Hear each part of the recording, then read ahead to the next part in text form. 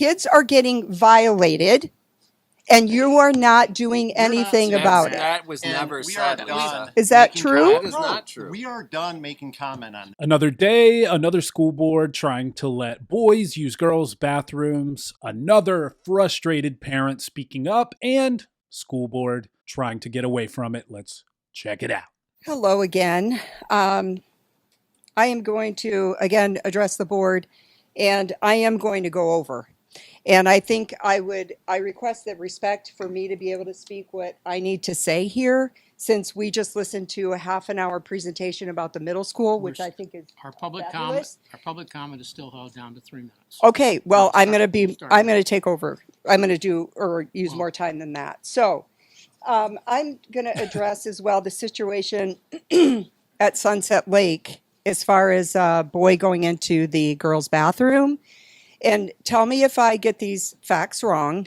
These are things that have been brought to my attention.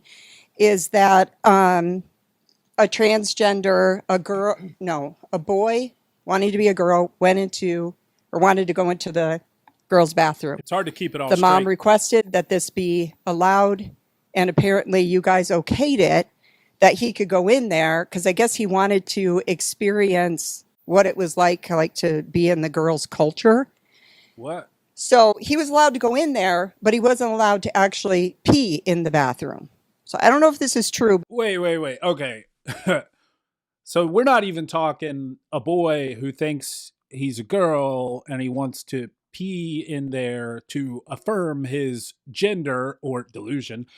We're talking a boy who wanted to just take a peek in the girls' bathroom to experience the culture of girls' bathrooms. Inevitably, you will get people who try to take advantage of these asinine rules that say that a boy can decide he's a girl and go use the girls' room. Well, what's to stop a predator from doing the same thing? Hey, yeah, I'm a girl. Can I go in there and watch her pee? And if you don't think that'll happen, then you're just living in a fantasy world and you're crazy. But this doesn't make any sense. No, Does anybody want to comment on that? That's the first I've heard of that. Of course it is. That's pretty interesting. Okay. Well, the way you described the incident, that way wasn't you reported described to me like that. But it was reported to you. No, I didn't have any reports. All I know is that we have transgender students that do use bathrooms with the gender they identify with. Okay. So this boy apparently looked through the space in the door as a female child was going to the bathroom. So she is now mortified, horrified that somebody is looking at her through the gap in the door. I would feel horrified as an adult if somebody was doing that to me, let alone a child. Side note, that guy looks just like George Costanza. Just saying. Anyway, if that's my daughter, somebody's getting hurt. Probably won't be the kid because it's a kid and I won't hit a kid, but somebody, school board member, his dad, I don't know. Somebody is going to pay for that. If my daughter is trying to use the bathroom in a stall and a boy is peeking at her because he got permission from the school board, come on, people. I just can't believe that this is happening. So what I found, because I called Amy Manchester today and asked her, I said, I need the policy for this bathroom situation. Like, what does the policy say?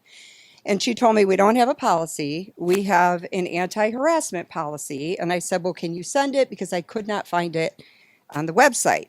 So she sent it to me.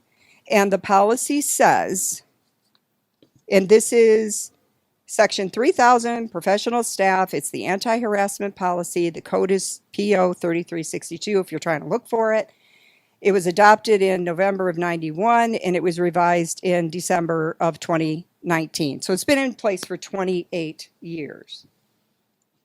And it says in here, the board will take immediate steps to impose disciplinary action on individuals engaging in any of the following prohibited acts. Letter G says, It's a You got pat. 15 seconds. I'm going to keep talking. Well, It's a pattern you're of not going to. contact Don't make me which repeat. can be subtle in nature, that has sexual overtones, and is intended to create or has the effect of creating discomfort or humiliation to another. This is your policy. A male or a female going into the opposite sex Your bathroom time is up. is going to be cause discomfort and humiliation to another person. And I want to use you two as an example. If you two were seventh graders in a public bathroom and you're urinating and some girls came in and saw your private parts, we're going to get a little graphic. Why do you Because- feel that you don't have to follow our policy? Because with regard to I public am comment? sitting in these meetings and you're not listening to anything we're saying, because we've been complaining about this since August We and are- nothing is being We done. are listening. The superintendent's giving you explanations. We're in a legal lawsuit situation under advice of our attorney. We can't make comment with regard to this. Okay, But I you- will tell you, we have a 3-minute time limit. I You gave you can't make a comment, 30 but you can extra stop seconds. what's going on right now. This is all the time we're allowing for public comment. And that's what I've done equally with So what you're everybody that's what been you're here. saying to me is kids are getting violated, and you are not doing You're not anything saying about it. That was And never we said, are Lisa. done Is that making true? comment. That is No, not true. We are done making comment on this. Okay, The so why meeting can't has you tell the stopped. parents how you're protecting the kids? That's Exactly. Let me tell you that's what another- we're one more concerned time. about. We are in the middle of a lawsuit, okay? We will follow this through. We respect the law, look forward to defending it, and we will. That's not resolve what it she through the asked, court of dork. law. Beyond that, we're not going to have any comment about this. Look at So you that. don't have a Look at that disclaimer the school board put up there on the video. Weasels trying to get out of this, man. policy, and you won't protect the children. Our policy is we Done. follow the law. The policy flies. So I'm understanding something different. than you. Well, this is going into the sexual harassment policy, and this isn't what's happening to our kids. They're Lisa, getting- Lisa, Policy, and I've heard their responses to both you and the previous person. Okay, we'll see what. Lisa, I would, just again, we released a statement in August about how we handle situations with our policies, whether discipline's imposed or whatever we have to do. We laid it all out in that statement. All right. Well, I presented this. This is your policy, and it's not being followed. I believe it is being followed.